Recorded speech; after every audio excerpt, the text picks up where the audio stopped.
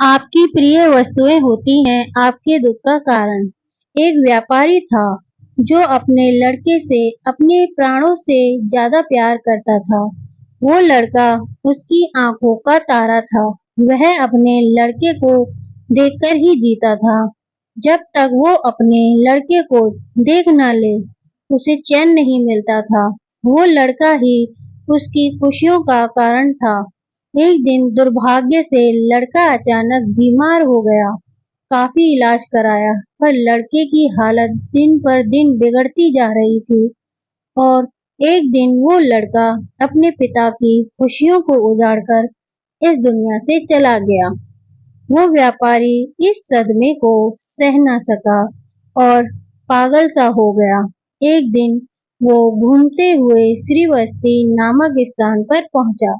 उस समय श्रीवस्ती के जेतवन में भगवान गौतम बुद्ध रहते थे। वो दुखी व्यापारी भी भगवान बुद्ध के दर्शन करने हेतु पहुंचा। बुद्ध को प्रणाम कर वो एक कोने में बैठ गया। गौतम बुद्ध ने उसकी ओर देखा और बोले, तेरी इंद्रियां कुछ चंचल मालूम पड़ती हैं। तू बहुत दुखी है। वो व्यक्ति बोला, महाराज, मेरा प्यारा इकलौता बेटा मेरे सुख का कारण मेरी इस सुख की दुनिया को उजाड़कर इस दुनिया से चला गया। उसके दुख में मैं अपनी सुध बुध खो बैठा हूँ और यहाँ वहाँ घूमता रहता हूँ। भगवान बुद्ध ने कहा, इस संसार में दुख, शोक और सभी प्रकार की विपत्तियां आपकी अपनी प्यारी वस्तुओं द्वारा पैदा होती हैं। जब उस व्यक्ति ने भगवान बुद्ध की बातों को सुना तो चकित होकर बोला, क्यों महाराज, भला कोई प्रिय वस्तु भी दुख का कारण हो सकती है? इतना कहकर वो उठा और बुद्ध को बिना प्रणाम किए हुए वहां से चला गया। कुछ दूर चलते चलते उसे कुछ जुआरी दिखे जो जुआ खेल रहे थे। जो वो व्यक्ति उन जुआरियों से निंदा करते हुए बोला, सुनो, गौतम को देखो, वो कहते हैं इस संसार में सभी प्रिय वस्तुएं दुख का कारण होती हैं।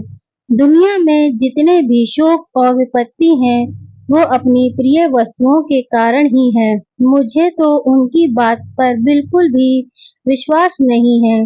सभी जुआरी उसकी बात सुनकर हंसे और उनमें से एक बोला, तुम सही कह रहे हो।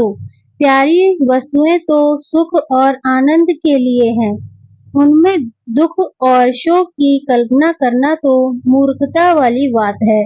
जुआरियों को अपनी बात का समर्थन करता देख वो व्यापारी बहुत खुश हो गया।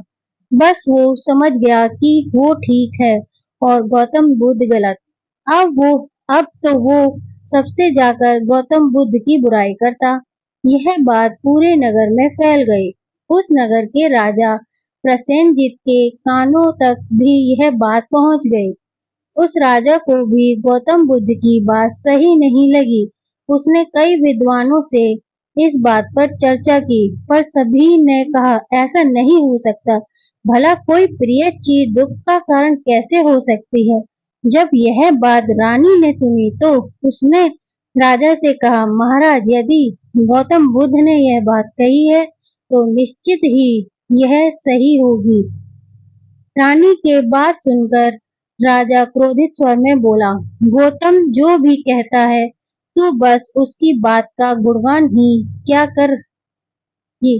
कर। ये सब तेरा भ्रम है।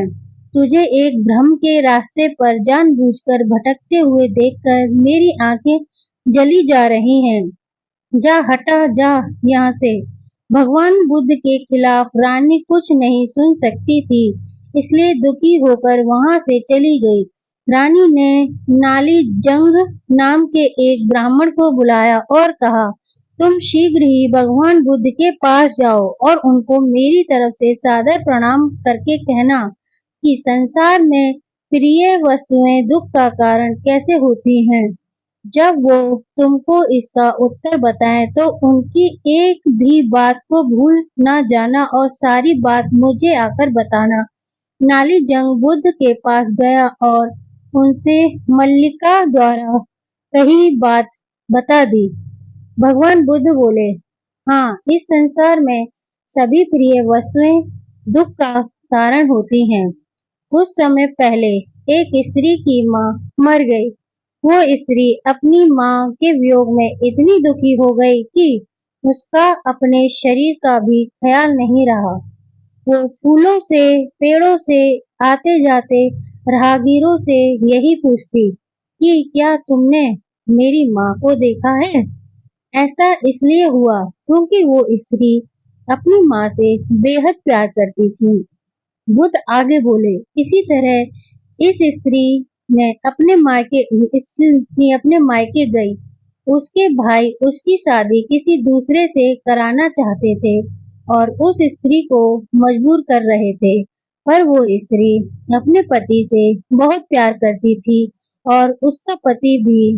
पर उस स्त्री के भाइयों को यह विवाह अनुचित लगता था। एक दिन वो स्त्री किसी तरह अपने पति के पास पहुंच गई। उसके पति ने कहा कि हम इस दुनिया में नहीं मिल पा रहे हैं, लेकिन स्वर्ग में तो जरूर मिलेंगे, कहकर अपनी पत्नी को मार दिया और खुद भी आत्महत्या कर ली। नाली जंग बुद्ध की सभी बातों को सुनकर और बुद्ध की आज्ञा लेकर रानी के पास पहुंचा और उन्हें सारी बात बताई। रानी प्रसन्न होकर राजा के पास पहुंची और उसे सारी बात बताई कि संसार में प्रिय वस्तुएं दुख का कारण होती हैं। रानी की बात सुनकर राजा सन्न होकर उसे देखने लगा। रानी आगे बोली, महाराज, आपकी प्रिय पुत्री वज्जिनी आपको प्यारी लगती है ना? राजा बोला, हाँ मल्लिके, वो तो मेरी आंखों का तारा है। तब रानी ने कहा, यदि वज्जिनी के जीवन पर किसी विपत्ति का आक्रमण हो तो क्या आप दुखी नहीं होंगे?